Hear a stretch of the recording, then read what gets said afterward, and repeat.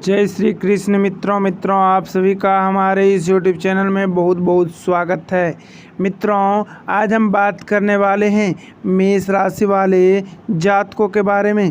मित्रों, आपका सबसे बड़ा शत्रु है यह काम, जो कि आपके जीवन को काफ़ी नुकसान पहुंचा रहा है और आपके कार्यों को काफ़ी बाधाएं कर रही हैं। ज़िंदगी भर इस काम को करने से आपको पछताना होगा। साथ ही यह शत्रु आपको बार बार यह संकेत दिलाना चाहता है कि आप बहुत बड़े हैं। जिससे दिन इस शत्रु को आप त्याग देंगे, उस दिन से आप काफ़ी ज़्यादा खुशनुमा और काफ़ी सुंदर बन सकते हैं और जीवन में काफ़ी आपके खुशियाँ आ जाएंगी। आपको सबसे पहले इस शत्रु का नाश करना होगा। तो मित्रों, आपको बतलाएंगे वह सारी जानकारियाँ विस्तार से कि हमारा सबसे बड़ा शत्रु कौन है। तो मित्रों, तो आप वीडियो को लास्ट तक अवश्य देखिएगा। वीडियो आपको अच्छे लगे तो वीडियो को लाइक करके चैनल को आप ज़रूर सब्सक्राइब कर लें। तो मित्रों, हमारे जीवन में जो भी कार्य होते हैं तथा जो भी घटनाएं होती हैं वह हमारे शरीर तथा हमारे मस्तिष्क को सबसे पहले पता चलता है और मस्तिष्क और दिल की बात अलग अलग होती हैं। हमारे सबसे बड़े शत्रु का नाम हमारा अहंकार मस्तिष्क है, जो कि हमारे मस्तिष्क में तरह तरह की बातें चलती रहते हैं। मित्रों, आपको इस कहानी के माध्यम से यह समझ में आएगा कि आपके जीवन में क्या कुछ होने वाला है तथा आप किस प्रकार से आप अपने दिमाग तथा अपने आवेश, गुस्से तथा अपने जो भी अहंकार हैं उसे आप किस प्रकार से नष्ट कर सकते हैं, उन्हें किस प्रकार से आप कंट्रोल कर सकते हैं। तो मित्रों, आप चलिए आपको बतलाते हैं एक कहानी के माध्यम से कि किस प्रकार से आप अपने जीवन को बेहतर बना सकते हैं। तो मित्रों, कहने का अर्थ यह है कि आज एक कहानी से शुरुआत करते हैं। ऐसे आपको एक ऋषि थे जिन्हें सारी चीज़ों का त्याग कर दिया था और ध्यान के लिए वन चले गए थे। इस समय में एक ऐसा राजा भी था जिसने दूसरों कई राजाओं के प्रदेश को जीत लिया था और एक दिन राजा ने तय किया कि वह ऋषि को जीतेगा और उससे अपने आदेश मनाने के लिए बाध्य करेगा। लोगों को यह बात थोड़ा अजीब लगा कि राजा ऐसे ऋषि को जीतना क्यों चाहते हैं जिसके पास कोई संपत्ति तथा कोई राज या धन दौलत नहीं है। लेकिन तभी यह पता चला कि ऋषि पहले राजा हुआ करते थे और वह फिर उन्हें अध्यात्म की तरफ तथा जीवन के लिए राजपाट छोड़ दिया। यह बात थी जिससे राजा को उकसाया कि वह ऋषि को जीतकर दिखाए।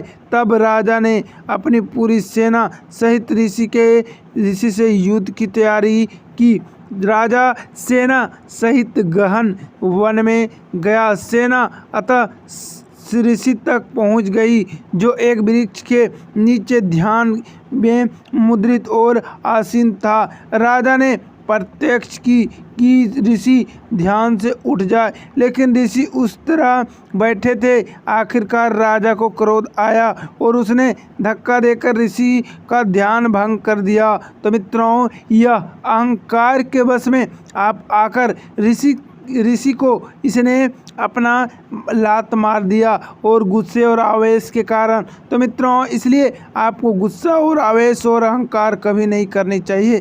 तब राजा ने उपदेश किया, लड़ाई के लिए तैयार हो जाओ, मैं तुझसे युद्ध करने आया हूँ। ऋषि ने चारों तरफ शांति के साथ नज़र दौड़ाई। उसने विशाल सेना देखने के बाद कहा, लड़ाई में अपने एक बड़े शत्रु से डर के कारण अपना सांसारिक जीवन छोड़ यहाँ वन में आकर बैठ गया हूँ। जब भी मैं अपने उस शत्रु का नाम सुनता हूँ तो मेरे आत्मा कांप उठती है। उसने नाम से ही मैं थर्राने लगता हूँ।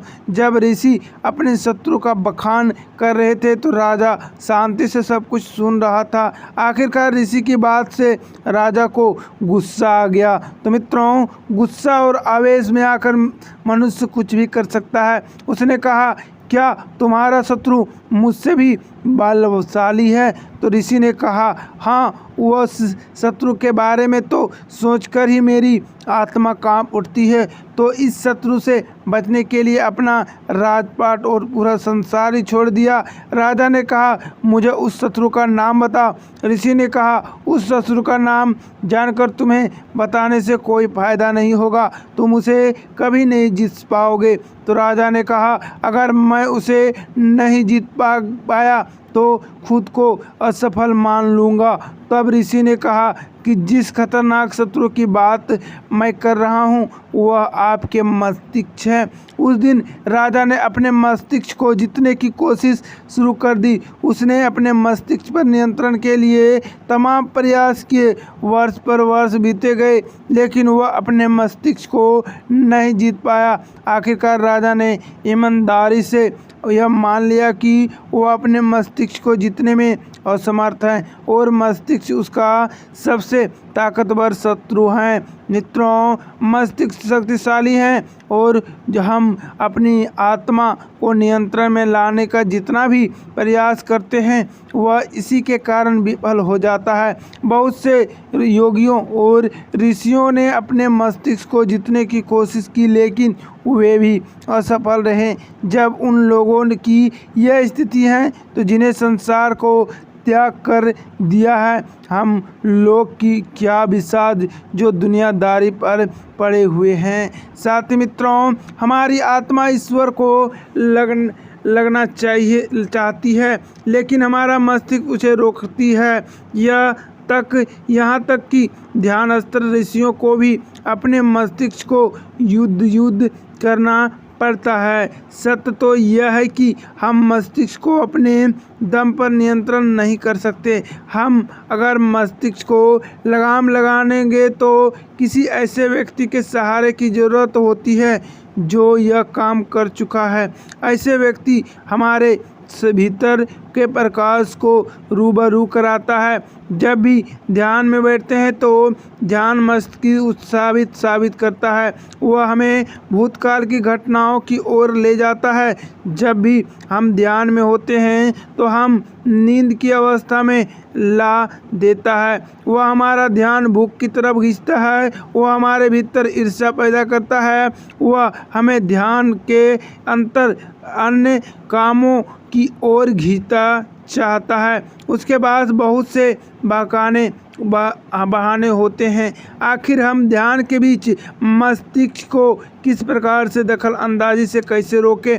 इसके लिए हमारे मस्तिष्क को सकारात्मक आदतों में जोर लगाना होगा। अगर हम अपने मस्तिष्क को याद दिलाने की कोशिश करें कि रोज़ एक नियमित समय पर ध्यान के लिए बैठना है तो यह आदत बन जाएगा।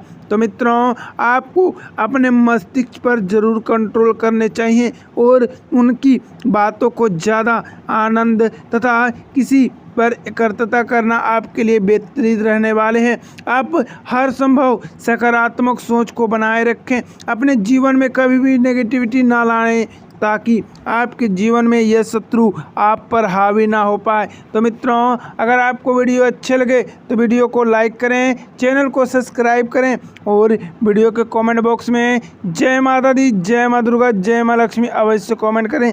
आज आपका दिन और भी मंगलकारी और शुभकारी हो। जय माँ लक्ष्मी, जय माँ विंध्यवासिनी।